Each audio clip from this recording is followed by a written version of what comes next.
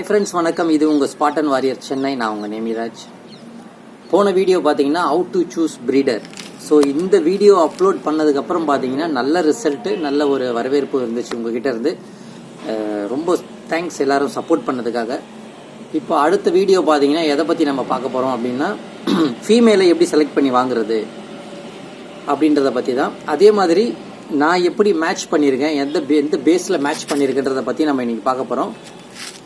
So அதுக்கு முன்னாடி நம்ம சேனலை சப்ஸ்கிரைப் பண்ணாதவங்க சப்ஸ்கிரைப் பண்ணிக்கோங்க. கூடவே ஒரு பெல் ஐக்கான் வரும், கிளிக் பண்ணிக்கோங்க. 3 ஆப்ஷன் வரும், அதில் ஆல்ரெடி கிளிக் பண்ணிட்டீங்கன்னா நான் போகிற வீடியோ எல்லாமே உங்களுக்கு நோட்டிஃபிகேஷனாக வரும். அது மட்டும் இல்லாமல் வீடியோ வந்து ஸ்கிப் பண்ணாமல் பார்த்தீங்கன்னா தான் உங்களுக்கு எல்லாமே கிளியராக புரிய வரும். வீடியோவோட எண்டில் நம்ம எப்படி மேட்ச் பண்ணியிருக்கோம், அந்த பொட்டைங்க கிட்ட என்ன ஸ்பெஷலு, எந்த ஸ்பெஷல் சேவல்கிட்ட இருக்குது, எதனால நம்ம மேட்ச் பண்ணியிருக்கோன்றதை பற்றியும் நம்ம அதில் டீட்டெயிலாக பார்க்க போகிறோம். வாங்க வீடியோக்குள்ளே போவோம்.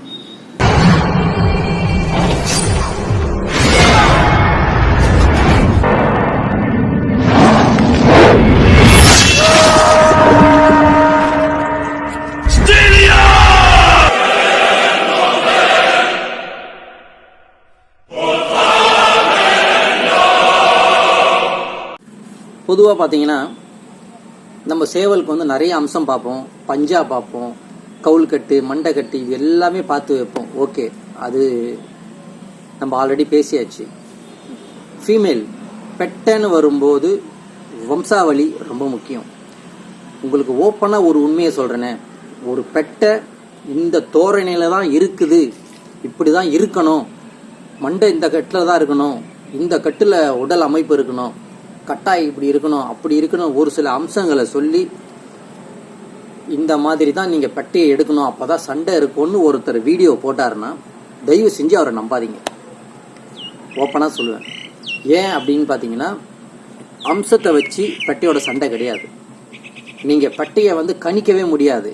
ஸோ என்னோட பர்டிகுலர் ஓன் ஒப்பீனியன் நான் சொல்லணும்னா, சந்தையிலையோ ஃபேஸ்புக்லேயோ வாட்ஸ்அப்லேயோ பார்த்து ஒரு ஃபோட்டோவை பார்த்து ஒரு பெட்டையை எடுக்காதீங்க. ஏன் அப்படின்னா, பெட்டையில் பார்த்தீங்கன்னா பல ரகம், பல வகை. அதில் பார்த்தீங்கன்னா 1 by 1 சொல்கிறேன் பாருங்கள். ஒரு பெட்டைக்கு இப்போ நீங்கள் ஒரு சேவல் போடுறீங்க அப்படின்னா, அந்த சேவலை சம்மந்தப்பட்ட ஒரு வம்சாவளியுமே ரங்குலேயும் சரி, குணத்துலேயும் சரி, சண்டையிலையும் சரி கொடுக்காது ஒரு சில பெட்டைங்க. அந்த பெட்டையோட அப்பா அம்மா எப்படி, அதோட தாய் தகப்பன் எப்படி, பாட்டம் எப்படி, பூட்டம் எப்படி, இந்த வம்சாவளியில் தான் அது வந்து குஞ்சுங்களை இறக்கி கொடுக்கும். ஒரு சில பெட்டைங்கள் அப்படியே ஆப்போசிட்டு. நீங்கள் என்ன சேவல் போடுறீங்களோ அந்த சேவல் வம்சாவளியை அப்படியே உரிச்சு கொடுத்துரும். அதாவது 10 தலைமுறைக்கு முன்னாடி ஒரு சேவல் இறந்துருக்கும், ஒரு பிரிட்டிஷ் சேவல், அந்த வம்சாவளியில் வந்த சேவலாக இருக்கும். அந்த இறந்த சேவலுடைய வம்சாவளியும் ரங்குவும் மண்டக்கட்டிலையும் ஒரு சேவல் எடுத்து வந்து கொடுக்கும் ஒரு சில பெட்டைங்க. இந்த மாதிரி பெட்டைங்களும் இருக்குது. ஒரு சில பெட்டைகள் பார்த்தீங்கன்னா சேவலில் பாதி பெட்டையில் பாதி. ஒரு சில குஞ்சுங்க சேவல் பெட்டையில் கலந்த மாதிரியே சண்டையில் வந்து இறங்கும். இந்த மாதிரி நீங்கள் பெட்டைகளை வந்து கணிக்கிறது ரொம்ப கஷ்டம். அதுக்காக தான் சொல்கிறேன், பெட்டை இப்படி தான் இருக்கணும், இப்படி இருந்தால் தான் இந்த மாதிரி சண்டை இருக்கும்னு ஒருத்தர் உங்களை சொல்லி கொடுக்குறாங்கன்னா தயவு செஞ்சு வாங்காதீங்க. நீங்கள் கண்ணால் சண்டை பார்த்து வாங்குங்க, அது பெஸ்ட் ஐடியா. அப்படி இல்லைன்னா ஒரு நல்ல சோக்காளிக்கிட்ட போயிட்டு ஒரு ப்ரீடர், மெயினாக அவங்களே ப்ரீட் பண்ணி அவங்களே வளர்க்குறாங்க அப்படின்னா அந்த பெட்டையை நீங்கள் எடுங்க. ஏன்னா ப்ரீட் பண்ணுறவங்களுக்கு தான் தெரியும் இதோட அம்மா அப்பா எப்படி சண்டை போடும், இந்த பெட்டை எப்படி சண்டை போடும், இது எத்தனை பொட்டைங்க கிட்ட சண்டை போட்டுச்சு, எப்படியெல்லாம் அடிச்சிச்சு, எப்படியெல்லாம் வந்து எவ்வளோ நிமிஷத்தில் எத்தனை கால் அடிச்சுது அப்படின்றது அந்த ப்ரீடருக்கு மட்டும்தான் தெரியும். ஜென்யூனான ப்ரீடர்கிட்ட வாங்குங்க, அம்சத்தை பார்த்து ஏமாந்துடாதீங்க. ஏன் அப்படின்னு சொல்கிறேன்னு பார்த்தீங்கன்னா, எனக்கு தெரிஞ்சு பழம்பெரும் சோக்காளி, கிட்டத்தட்ட எனக்கு தெரிஞ்சே 40-45 வருஷமாக ஃபீல்டில் இருக்கிறவர், ஒரு பெட்டையை பார்த்ததுமே அவருக்கு பிடிச்சிருச்சு. பா, என்ன பெட்டடா, என்ன வடிவமாக இருக்குது. அவர் அப்படி தான் சொல்லுவார், என்ன ஒரு வடிவமாக இருக்குது பெட்டை, அப்படி எது எப்படி இருக்கணுமோ அப்படி இருக்குது, பெட்டைனா இப்படி தான் அம்சமாக இருக்கணும், இந்த பெட்டையை எவ்வளோ ரேட்டு இருந்தாலும் எடுத்து அப்படின்னு சொல்லியிருந்தார். கூடுதலான அமௌண்ட்டு கொடுத்து தான் அந்த பெட்டையை எடுத்தோம். கடைசியில் பார்த்தீங்கன்னா அதில் 3 பேட்ச் கிட்ட இறக்குனாருங்க. ஒரு சேவல் கூட சண்டை போடலை. எல்லாமே பார்த்தீங்கன்னா பட்டாலேயே ஓடிடும். ஒரு சிலது நின்று சண்டை போடும், திடீர்னு எப்போ கிளம்புனே தெரியாது. அந்த மாதிரி நடந்துருச்சு. அதே ஆப்போசிட்டாக நாங்கள் ஒரு இடத்துல பார்த்தோம். ஒரு பெட்டையை வாங்குறதுக்கு போனோம்.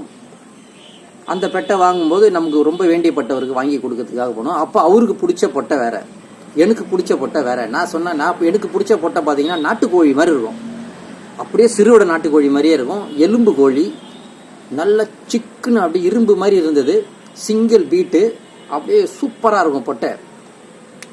ஆனால் பார்க்கறதுக்கு எப்படி இருக்கும்னு பார்த்தீங்கன்னா, அந்த பெட்டை பார்த்தீங்கன்னா 8 மாதம் 9 மாதம் பெட்டை மாதிரி தான் இருக்கும். ஆனால் அந்த பெட்டையோட வயசு 4. இவர் பார்த்த பொட்டை நல்லா டபுள் பாடியில் அப்படியே பிரம்மாண்டமாக இருந்துச்சு. சரி, நீ அது எடுத்துக்கோ, நான் இது எடுத்துக்கிறேன் அப்படின்ற மாதிரிலாம் பேச்சு வந்தது. கடைசியில் நாங்கள் 2த்தையுமே எடுக்கலை. ஆனால் கடைசியில் நாங்கள் விசாரிச்சது பார்த்ததில் அவர்கிட்ட கிளாசிக்காக பந்தி அடித்த சேவலோடைய அம்மா பார்த்தீங்கன்னா, நான் பார்த்தீங்கன்னா அந்த சிறுவடை பொட்டை மாதிரி இருந்தது. அதுதான் கடைசியில் அந்த பெட்டையை தான் கூடுதலான அமௌண்ட்டு கொடுத்து நான் எடுத்துகிட்டு வந்தேன்.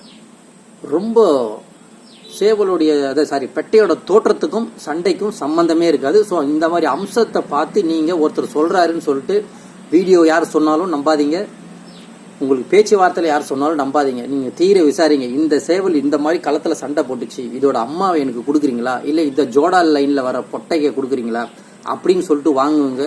அந்த சோக்காளி உங்களுக்கு தெரிஞ்சவராக இருக்கணும். அவர் உண்மையான பொருள் தான் கொடுக்குறாருன்றதை நீங்கள் 100% கன்ஃபார்ம் பண்ணிவிட்டு வாங்குங்க.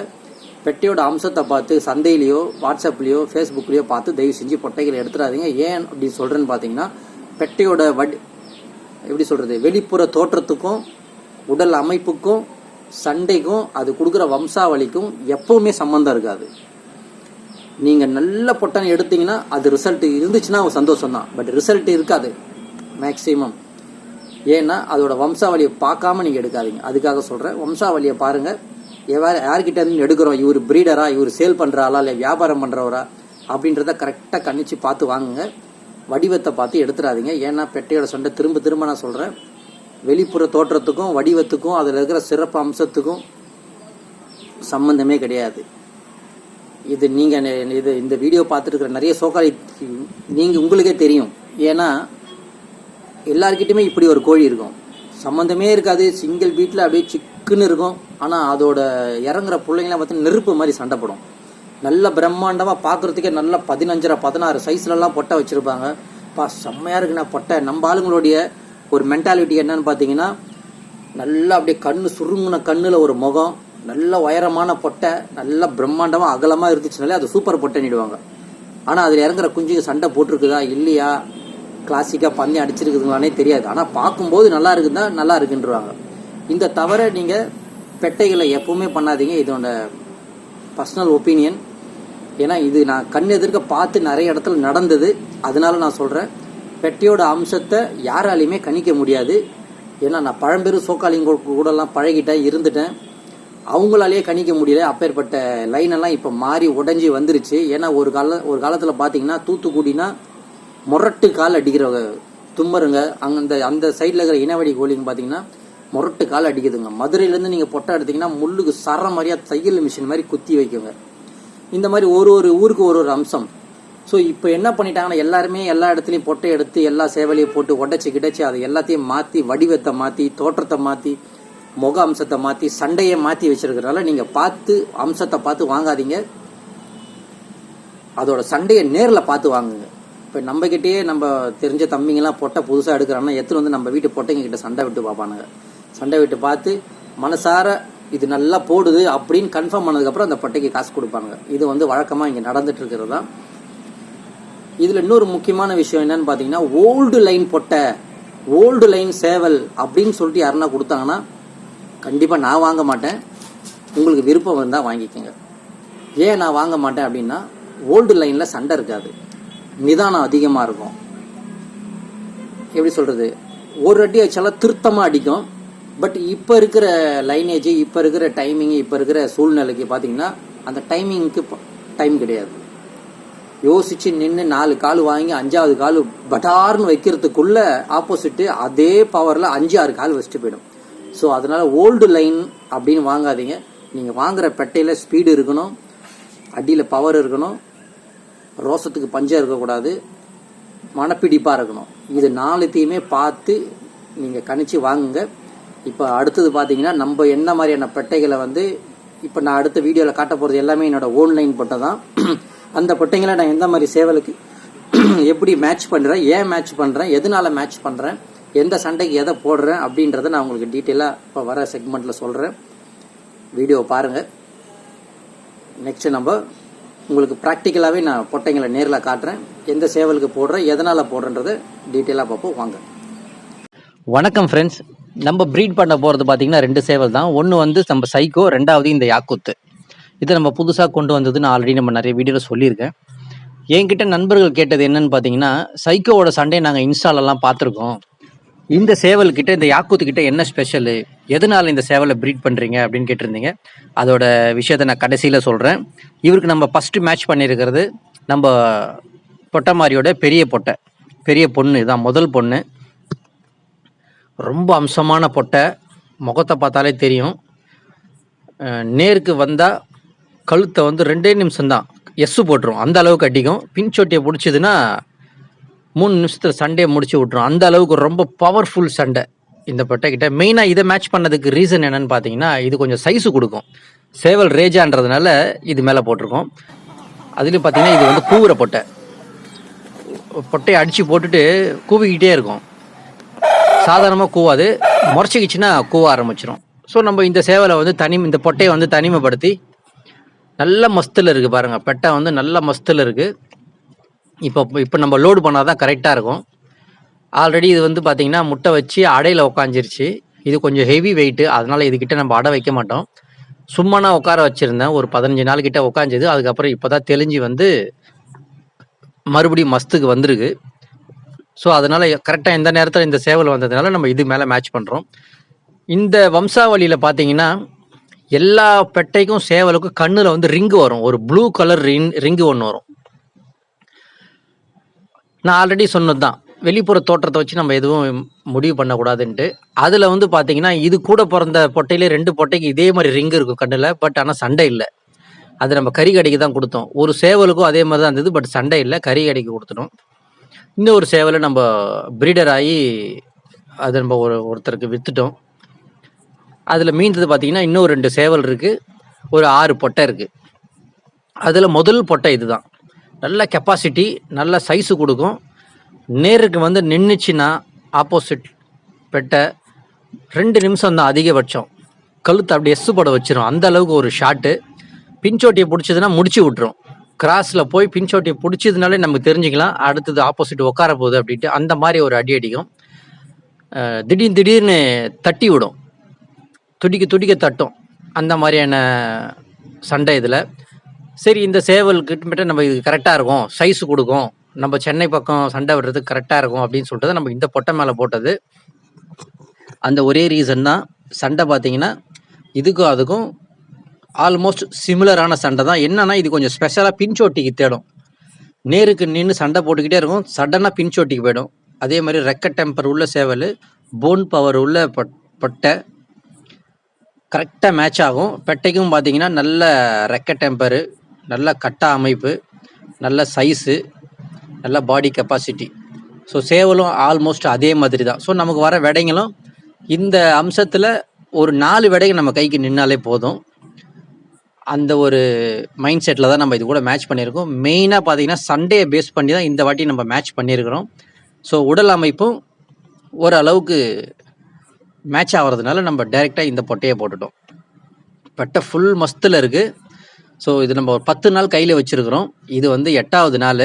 நல்ல பொட்டை மஸ்துக்கு வந்துருச்சு. மீன் எண்ணெய் மாத்திரை கொடுக்க நல்லா ஷைனும் ஆகி போச்சு ரோமங்கள்லாம்.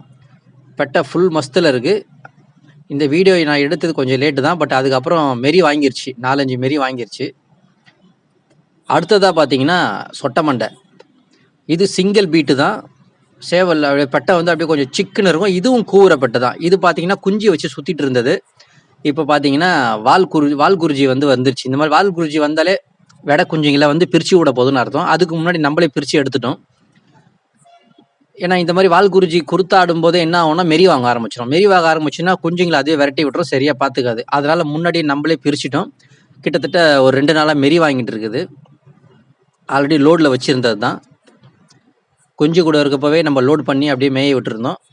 இப்போ இதையும் பார்த்தீங்கன்னா நம்ம நல்லா கை பார்த்து நல்லா க்ளீன் பண்ணி ஹைஜீனிக்காக வச்சு மீன் எண்ணெய் மாத்திரை, ஈவியான் டேப்லெட்லாம் கொடுத்து கரெக்டாக வச்சுருக்கோம். ஏன்னா இது வால் குருத்து ஆகிடும், சீக்கிரமாக முடியணுன்றதுக்காக நம்ம கொஞ்சம் ஈவியானும் கொடுக்குறது.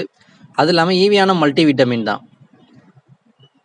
இந்த பெட்டை பார்த்தீங்கன்னா ரொம்ப போன் பவர். மெயினாக இதுக்கு கூட மேட்ச் பண்ணதுக்கு காரணம் என்னன்னு பார்த்தீங்கன்னா, சேவல் வந்து எப்படி சொல்றது, தினசரி ஆக்டிவிட்டிஸ் பார்த்தீங்கன்னா ரொம்ப ஸ்லோ, ரொம்ப நிதானமாக நடக்கும், போகும், வரும். ஸோ இந்த பொட்டை கூட நம்ம போடும்போது நமக்கு கொஞ்சம் ஸ்பீடு கிடைக்கும். ஏன்னா இந்த பெட்டை ரொம்ப ஸ்பீடு. ஆப்போசிட்டு யோசிச்சு ஒரு கால் பறக்கணும்னு நினைக்கிறதுக்குள்ளவே டோக்கரில் அடிச்சுக்கிட்டே இருக்கும். படார் படார் படார் படார்னு அடிக்கும். அதே மாதிரி பார்த்தீங்கன்னா நல்ல ஒரு கிரிப்பாக பறக்கும். டோக்கரில் ஏன தானெல்லாம் பறக்காது, க்ளீனாக பறக்கும். கரெக்டாக அடிச்சுனே இருக்கும், கழுத்து ஜாயிண்ட்லேயே அடிக்கும். அதுக்கப்புறம் வாய் போட்டு அடிச்சதுன்னா ரொம்ப பவராக அடிக்கும். அதுதான் இந்த பெட்டைக்கிட்ட ரொம்ப ஸ்பெஷலு. இதுவும் கூவுற பெட்டை தான். நம்மக்கிட்ட எல்லாமே நேருக்கு சண்டை தான். பின்சோட்டியே எப்போ பிடிக்கும்னே தெரியாது, பிடிச்சதுன்னா முடிச்சிடுவாங்க. அந்த அளவுக்கு அந்த மாதிரி ஒரு வம்சாவளியில் வந்தது தான் இதுவும். அதனால் இந்த பொட்டை வந்து கொஞ்சம் ஸ்பீடு இருக்கணும். இதில் நமக்கு 2 சேவல், அந்த பெரிய பொட்டையில் 2 சேவல் வந்தாலே போதும் அப்படின்ற ஒரு மைண்ட் செட்டில் தான் போட்டிருக்கோம். அந்த பொட்டைக்கிட்ட வந்து நம்ம ஃபஸ்ட்டு போட்ட பெரிய பொட்டைக்கிட்ட ஸ்பீடும் இருக்கும், ஷாட்டு பயங்கரமாக இருக்கும். சண்டை பார்க்குறதுக்கே நமக்கு அப்படியே திகட்ட பார்க்கலாம், அந்த அளவுக்கு இருக்கும். இதுகிட்ட பார்த்தீங்கன்னா சீக்கிரம் முடிக்க பார்க்கும். நம்ம சாதாரணமாக வீட்டுக்கிட்ட பொட்டையும் பறக்க ஆரம்பிச்சிட்டாலே இது முடிக்க தான் பார்க்கும். ஒவ்வொரு காலம் ஃபினிஷிங் காலாகவே இருக்கும். அந்த பெரிய பொட்டைக்கிட்ட பார்த்தீங்கன்னா கீழே உட்கார வச்சதுக்கப்புறமும் அடிச்சுக்கிட்டே இருக்கும், சார்ஜ் பண்ணிக்கிட்டே இருக்கும். அதுதான் அதில் ஸ்பெஷல். 3வதாக பார்த்தீங்கன்னா நம்ம தும்மர். ஐயோ, இதை பற்றி சொல்லவே வேணாம். இதோட சண்டைலாம் நான் இன்ஸ்டாவில் போட்டிருக்கேன். இதை ரேட்டு கேட்காத ஆளே கிடையாது. பெட்டை அப்படி நீங்கள் கையில் தூக்கும்போது எப்படி இருக்குன்னா ஒரு ஆலோ பிளாக் கல்லில் தூக்குற மாதிரி இருக்கும். அந்த அளவுக்கு அகலம், அந்த அளவுக்கு ஹெவி வெயிட்டு, ரெக்க டெம்பர் பயங்கரமாக இருக்கும். முகம் பார்த்தீங்கன்னா அப்படி ஒரு அம்சமாக இருக்கும். நல்ல ஒரு கூறு முகம், தெளிவான பார்வை, உள்ளுக்கும் பிடிச்சி அடிக்கும், சோட்டிக்கும் அடிக்கும், கிராஸ் கட்டும் பண்ணும். எல்லா தோதுக்குமே பறக்கக்கூடிய ஒரு பெட்டை. இந்த 3 பெட்டையுமே ப்ரீடு பண்ணது நான் தான். நம்ம வீட்டிலே குஞ்சாகி வளர்ந்தது. 3 விதமான லைனேஜில் இருந்து போட்டு லைனேஜ் மிக்ஸ் ஆகிடக்கூடாதுன்ட்டு ரொம்ப பார்த்து டைமிங்க்கு வெளியே விட்டு ப்ரீடு பண்ணி ஒரு வழியாக ரங்கு சுத்தமாகவும் சண்டை சுத்தமாகவும் முக சுத்தமாகவும் ப்ரீடு பண்ணி எடுத்த பொட்டைங்க இது. ரொம்ப கிளாசிக்கான பொட்டை. எனக்கு பார்த்தீங்கன்னா நீங்கள் எல்லாருக்குமே எனக்கு தெரிஞ்சு அந்த ஃபஸ்ட்டு காமிச்ச பெரிய பொட்டை தான் எல்லாருக்கும் பிடிச்சிருக்கும்.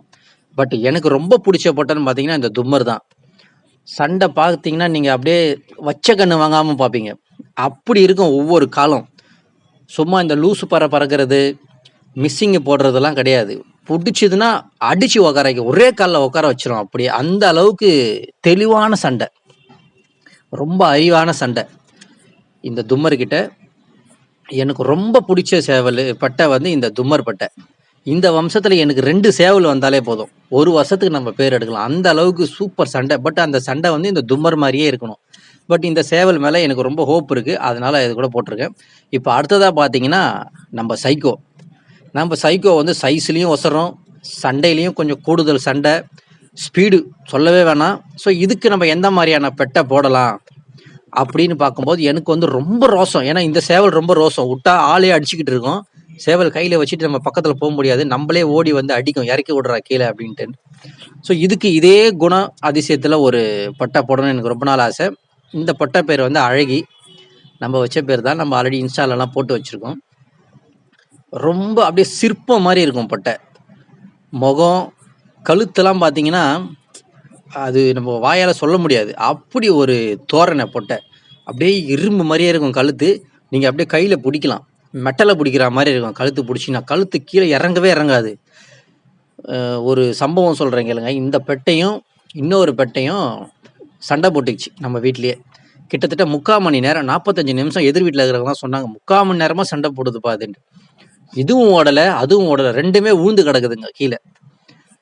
அப்போ நான் என்ன பண்ணிட்டேன், வந்த உடனே பார்த்ததுமே அந்த பெட்டை தான் ரொம்ப டேமேஜ். அதை தூக்கிட்டு வீட்டுக்குள்ளே போய் ஐஸ் கட்டி எடுத்துன்னு போவோம், வெளியே விட்டு போக முடியாதுன்னு சொல்லிட்டு ஃப்ரிட்ஜில் ஐஸ் கட்டி எடுக்க போயிட்டேன். இந்த பொட்டை விழுந்து கிடந்த பொட்டை எழுந்து திரும்பி ஓடி வந்தது, கேட்டாண்ட நின்றுடுச்சு. நான் வீட்டுக்குள்ளே போய் ஐஸ் கட்டி எடுத்துகிட்டு வர வரைக்கும் அந்த பொட்டையை வெளியே வரும்னு சொல்லிட்டு வெயிட் பண்ணி நின்றுட்டு இருக்கு. வெளியே வரும்போது என்னை பிடிச்சி அடிக்குது, இறக்கி விடு அந்த பொட்டையை அப்படின்னு சொல்லிட்டு. சரி, ஒருவேளை கோச்சாகிச்சு ஆகிட போது கிட்ட வைக்கிறேன், பறந்து அடிக்குது. அந்த அளவுக்கு ஒரு ரோசம். ஒரு கால் வாங்கிருச்சுன்னா திரும்பி 4 கால் அடிக்காமல் விடாது, அப்படி ஒரு ரோசம். நிறைய பேர் என்கிட்ட கேட்டீங்க, அந்த யாக்கூத்தை பற்றி நீங்கள் கடைசி வரைக்கும் சொல்லவே இல்லை, அது எப்படிப்பட்ட சேவல் அப்படின்னு சொல்லிட்டு. இப்போ சொல்கிறேன், அந்த யாக்கூத்தோடைய பொண்ணு தான் இந்த சேவல், இந்த அழகி. பொண்ணே இவ்வளோ ரோசமாக இருக்குதுன்னா அப்போ சேவல் எப்படி இருக்குன்னு பார்த்துங்க அதோட அப்பா. அதுக்காக தான் அதை எடுத்துகிட்டு வந்தது. ரெக்க டெம்பர்லேயும் சரி, கழுத்து டெம்பர்லேயும் சரி, முகம் கூர்மையிலையும் சரி, கால் ஃபவுண்டேஷன்லேயும் சரி, அழகி வந்து ரொம்ப பேர் தான் அழகி, ஆனால் குணம் பார்த்தீங்கன்னா அப்படியே ஆப்போசிட்டு. ரொம்ப சூப்பரான பட்டை. இப்போ நம்ம சைக்கோ மேலே போட்டு இன்னைக்கு தான் முட்டை வச்சுது. இது ஒரு 6-7 நாளுக்கு முன்னாடி இந்த வீடியோ ஷூட் பண்ணிட்டேன். இன்னைக்கு தான் முட்டை வச்சுது. எனக்கு தெரிஞ்சு இந்த வாட்டி இந்த மே மாதத்தில் இருக்கிற சம்மர் எந்த அளவுக்கு அனலாக கொளுத்துதோ அதை விட அதிகமாக இதில் வரக்கூடிய இந்த பேட்சில் வரக்கூடிய குஞ்சுகள் வந்து ரொம்ப அனல் பறக்கிற அளவுக்கு இருக்கும்னு நினைக்கிறேன். அதுதான் நம்பி போட்டிருக்கேன். ரொம்ப அற்புதமான சண்டை. இந்த வாட்டி நம்ம மேட்ச் பண்ணது எல்லாமே உடல் அமைப்பு ப்ளஸ் சண்டை, இதை ரெண்டையும் மேட்ச் பண்ணி தான் போட்டிருக்கோம். அதுலேயும் பார்த்தீங்கன்னா மெயினாக ரோசம். இந்த பொட்டையோட ரோசம்லாம் நான் எந்த பொட்டைக்கிட்டையுமே பார்க்கல. நான் முதல்ல என்னோட லைனில் எடுத்த பொட்டைக்கிட்ட கூட இந்த பொட்டையோட ரோசத்தை நான் பார்க்கல. வெயிட் பண்ணி இருந்து 10 நிமிஷம் வெயிட் பண்ணி இருந்து வெளியே வந்ததுக்கப்புறம் ஓடி வந்து அடிக்குதுன்னா பார்த்துக்குங்க எந்த அளவுக்கு வன்மம் வச்சுருக்கோன்ட்டு. அந்த அளவுக்கு ஒரு ரோசக்காரி இந்த அழகி. பேர் மட்டும்தான் அழகி, ஆனால் ரொம்ப அம்சமான வடிவமான உடல் அமைப்பு, கட்ட அமைப்பு, வால் அமைப்பு எல்லாமே சூப்பராக இருக்கும். இந்த மாதிரி சூப்பராக இருக்குதுன்றதுக்காக நீங்களும் ஏமாந்து எடுத்துடாதீங்க. அதில் சண்டை இருக்குதான்னு பாருங்கள். இந்த அளவுக்காவது இல்லைனாலும் ஓரளவுக்கு இருந்தால் கூட எடுத்துக்கோங்க. ஏன்னா அதுக்கு தான் நான் ஆரம்பத்திலே சொன்னேன், வம்சாவளியை பாருங்கள். வம்சாவளி பெட்டையில் ரொம்ப முக்கியம். வம்சாவளி சண்டை எப்படின்னு பாருங்கள். தாய் தகப்பனோட சண்டை எப்படின்னு தெரிஞ்சு எடுக்கணும். அப்போ தான் பொண்ணுக்கிட்ட அந்த சண்டை இருக்கும். அந்த பெண்ணுக்கிட்ட சண்டை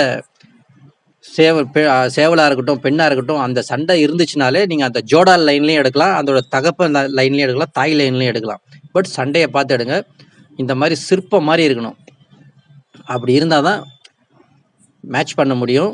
சேவலும் பெட்டையும் உடல் அமைப்பில் எல்லாமே இருக்கணும். இதுக்கு பார்த்தீங்கன்னா நல்ல குத்துவால், சைக்கோக்கு கொஞ்சம் கொடுக்குவால் மாதிரி இருக்கும், தூக்குவால். ஸோ அதனால் இதில் ரெண்டுத்தில் நடுப்புற வந்தாலும் போதும், நமக்கு இந்த குத்துவாலில் வந்தாலும் சந்தோஷம்தான். அதுக்காக தான் நம்ம மேட்ச் பண்ணியிருக்கிறது. இந்த வாட்டி நம்ம மேட்ச் பண்ணுறது எல்லாமே பார்த்தீங்கன்னா ரொம்ப பவர்ஃபுல்லான கோழிங்க, பவர்ஃபுல்லான சேவலுங்க. உடல் அமைப்புலேயும் சரி, சண்டையிலையும் சரி, ரோசத்துலேயும் சரி, ஒன்றுக்கு ஒன்று சலிச்சது இல்லைன்ற மாதிரி கரெக்டாக எக்ஸாக்டாக போட்டு மேட்ச் பண்ணியிருக்கோம். ஸோ இந்த ப்ரீடு நல்லபடியாக வளர்த்து எடுத்துட்டாலே போதும். இந்த வீடியோ உங்கள் எல்லாருக்குமே பிடிச்சிருக்கோன்னு நினைக்கிறேன். இவ்வளோ நேரம் பொறுமையாக என் வீடியோ பார்த்ததுக்கு ரொம்ப நன்றி எல்லாருக்குமே. தொடர்ந்து வீடியோவை பாருங்கள், ஷேர் பண்ணுங்கள். அடுத்தடுத்து உங்களுக்கான இந்த மாதிரி நிறைய வீடியோக்களை நான் போடுறேன். நன்றி, வணக்கம். அடுத்த வீடியோவில் பார்ப்போம்.